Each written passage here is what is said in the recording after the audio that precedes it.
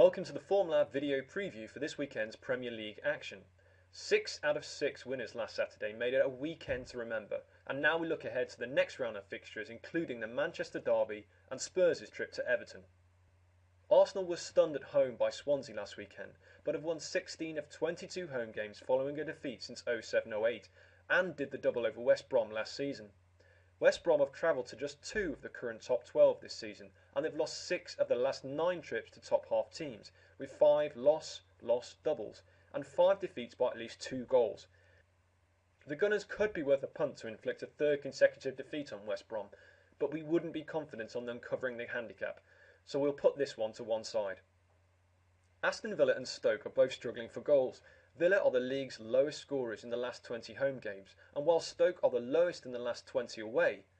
However, both are doing a decent job at the back, and half of Villa's last 16 games have been goalless at half-time, while half of Stoke's last 14 away games have been 0-0 at the break.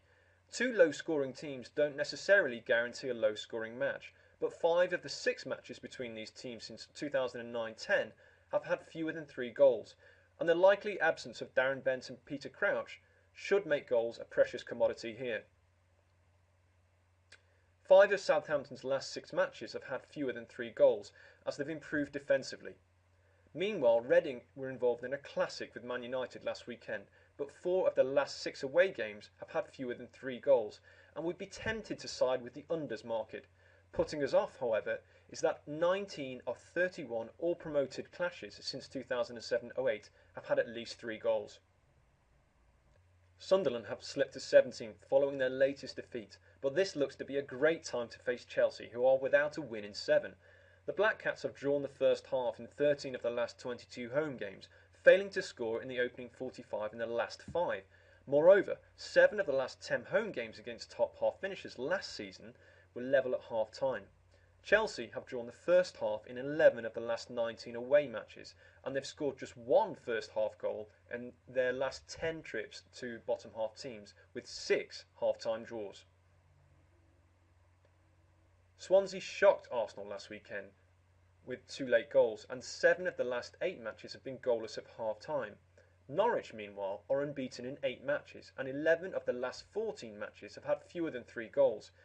Since the start of last season, Swansea have kept clean sheets in 9 of their last 13 home matches against middle third teams, with under 2.5 goals on 8 occasions. But we could be in for another close affair here. Wigan have lost 4 of the last 5 matches, but will fancy their chances against a QPR side with just 4 points from the last 21 away matches. However, with Maynor Figueiredo suspended, we will leave Wigan alone in the match outcome market. 8 of Wigan's last 10 home matches have had at least 3 goals, but this conflicts with how Harry Redknapp's first couple of QPR games have gone, so this match is a no bet. A massive Manchester derby awaits for us on Sunday as unbeaten City host the league leaders United.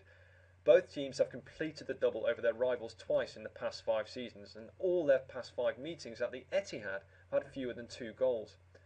Given United's goals record this season of averaging almost 4 goals per game, it's hard to make an argument for unders, and all top 3 clashes have also tended to feature goals in recent seasons.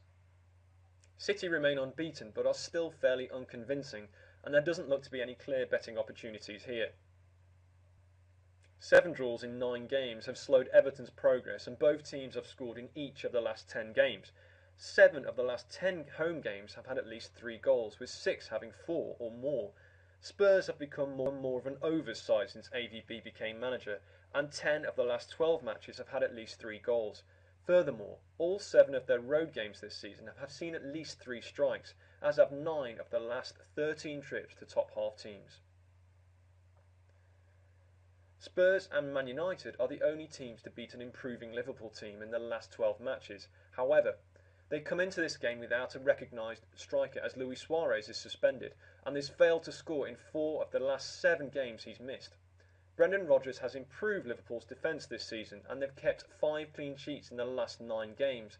Moreover, 9 of Liverpool's 11 trips to middle third teams since the start of last season have had no more than a brace of goals, as have 4 of the Hammers' last 6 games. A month ago, Fulham and Newcastle were in the top half, but after 1 win and 7 defeats between them in the last 6 matches each, They are now lower mid sides. Fulham's poor run has featured a tough opposition, and they've clearly missed Brede Hangeland since he was sent off against Sunderland. He should return here, and Fulham have won 12 of the last 20 home games, including 7 of 10 hosting bottom half teams. Newcastle's struggles have been in part due to a lot of injuries, and they are still missing key players. They are winless on the road this season, and they've lost on their last 3 trips to Craven Cottage. 6 recommendations for this weekend, and let's hope it's as successful as last weekend.